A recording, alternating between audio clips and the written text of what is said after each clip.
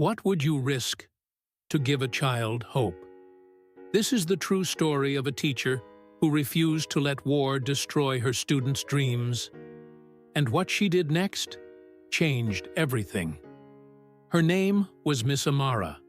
She was 34 years old, teaching literature and mathematics in a small school in a war-torn country. She loved her job. She loved her students. But then, everything changed. One morning, the sound of explosions echoed through the city. Families ran, buildings crumbled. The sounds of children crying filled the streets. When the smoke cleared, Miss Amara's school was destroyed. The walls were full of holes. The roof had collapsed. Everything she had built was gone. Most teachers left the city. It was too dangerous, too painful. But Miss Amara couldn't leave, because she knew something important. She knew that when children lose their education, they lose their future. And she couldn't let that happen. So she made a decision. A crazy, brave, impossible decision. She would keep teaching. But where? The school was destroyed. There was no electricity, no supplies, no safety. But then she remembered. The basement. It was still standing. Miss Amara climbed down into the dark basement. It was cold, damp, filled with broken furniture and dust. But she saw something others couldn't see. She saw possibility. She started cleaning, moving rubble, creating space. She used broken bricks to make desks. She found an old chalkboard in the ruins. She hung a single lantern from the ceiling. The next morning, she walked through the dangerous streets and knocked on doors. She told parents, "Send your children to me. Education will continue." Many parents said no. It was too dangerous. But some parents understood. They understood that hope was more important than fear. The first day, 7 children came. They were scared, hungry. Some had lost family members. They sat on cold stone floors in that dark basement.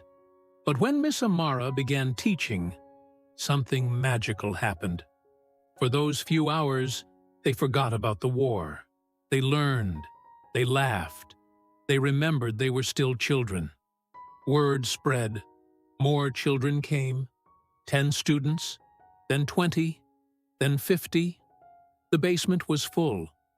They had no proper books, so Miss Amara wrote lessons on scraps of paper. They had no computers, so she drew pictures to explain science. When the electricity was cut off, they studied by candlelight.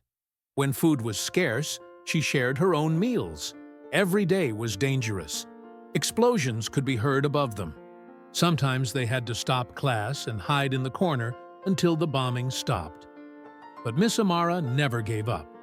She taught mathematics, literature, history, art. She reminded them every day, your education is your power. No bomb can take away what you learn. No war can destroy your dreams. That basement became more than a classroom. It became a symbol of resistance. Not with weapons, but with knowledge. Not with violence, but with hope. Parents started calling it the light in the darkness, because in the darkest time of their lives, this basement gave them light. Years later, when the war finally ended, many of those students went on to become doctors, engineers, teachers, and leaders. They rebuilt their country, and they all said the same thing. Miss Amara saved our future.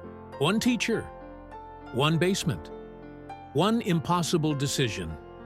Proof that courage isn't the absence of fear. It's choosing hope anyway. If this story inspired you, subscribe to Engspire for more true stories of courage and hope. Hit that subscribe button and let's spread inspiration together.